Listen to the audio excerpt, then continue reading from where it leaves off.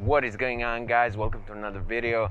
So in this video we're gonna talk about this latest new policy about training centers, training institutions being banned in China. That recently started, that policy and the law recently started, which means all training institutions are being shut down or are shut down already. It depends, but it's like a nationwide law, so it applies to whole China. So the thing about this is that the goal about this is they kind of want to reduce the pressure and the amount of work that the kids have in primary schools and in other schools, and they want to reduce that to that point so that on the weekend they will spend time with their parents and not go to some other training centers and learn some more things and learn some extra things. So I think that's pretty much the whole goal of this. So yeah, a lot of people are also losing jobs and losing businesses. People who have training centers, most likely they're going into debt, and people who were working in the training centers, like Chinese teachers and foreign teachers, they're all pretty much losing jobs or lost their jobs already. So yeah, things are rapidly changing. We're still gonna see what's gonna happen with this, but for now it's still like not sure what is gonna be.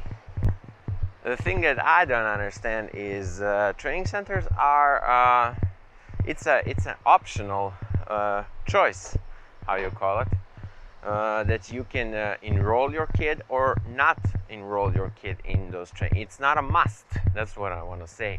It's optional, which means parents who want to pay more money for their kids to have to get some extra knowledge and to learn something extra that they don't teach you or didn't teach you in the primary school or some other institutions.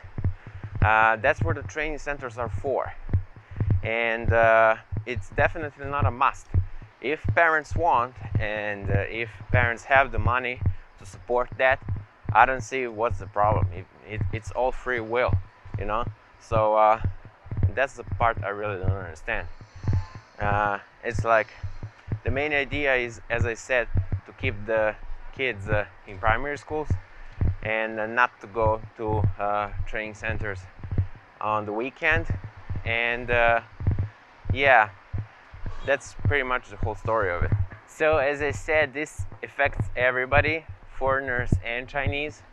Chinese people who are working in a training center, like Chinese teachers, they're usually called TAs in a training center, and yeah, they lost their jobs now or are losing their jobs. So yeah, it's bad for everybody. And I know from experience, those TAs really don't have a lot of money in a training center anyway to start with. Usually their salaries are like from 2,000 to 5,000 yuan, which is really, really low. And now they don't even have that. So I don't know, but looks like the government didn't think of the side effects that this new law will affect everybody, not only the foreigners. As far as foreigners, yeah, they're like also losing the jobs or will lose the job. As I heard, a lot of foreigners are leaving China already because there's not a lot of job opportunities in China other than this teaching industry, other than being in educational industry. So yeah, some are leaving, some are still staying because we don't know later what is gonna happen. Maybe this is gonna change. This rule is gonna change. So we're gonna. I just think we're gonna have to wait and see how this plays out.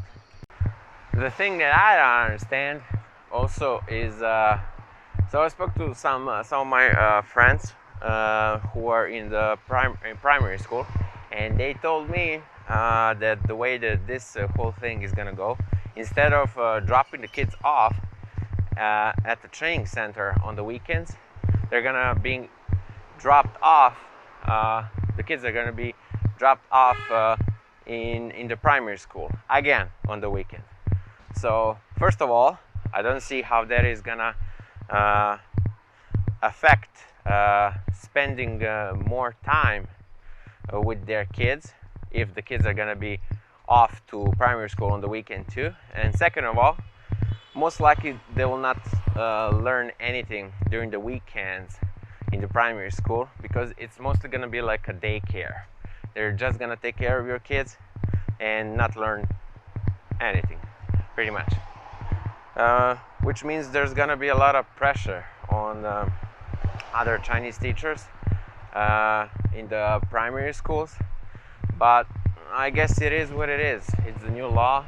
As I said, I didn't think they thought this through so good, the Chinese government.